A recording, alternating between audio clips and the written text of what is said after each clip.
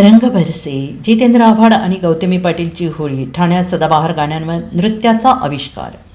ठाण्यात नगरसेवक अभिजित पवार आयोजित रंगदे कळवा या होळीच्या कार्यक्रमाला नृत्यांगना गौतमी पाटीलच्या खास नृत्याविष्काराची मेजवानी चाहत्यांसाठी होती. गौतमीने येथील कार्यक्रमात विविध गाण्यांवर नृत्य सादर करत चाहत्यांची मने जिंकली.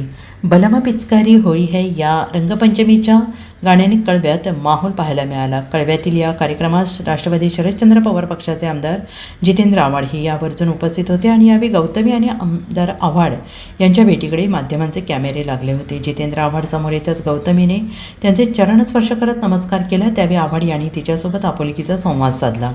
गौतमी आणि जितेंद्र आव्हाड यांनी एकमेकांना रंग लावत होळी साजरी केली. गौतमीसह सगळ्यांना होळीच्या शुभेच्छा दिल्या.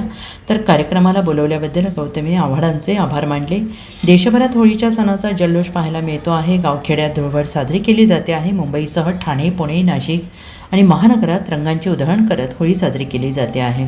ठाण्यातील कार्यक्रमात संगीत, गाणी आणि रंगांची उधळण करत कार्यकर्त्यांसह आमदार आव्हाड यांनी होळी साजरी केली आणि त्यात गौतमीचं नृत्य हा कार्यक्रम चार चांद लावणारा ठरला आहे.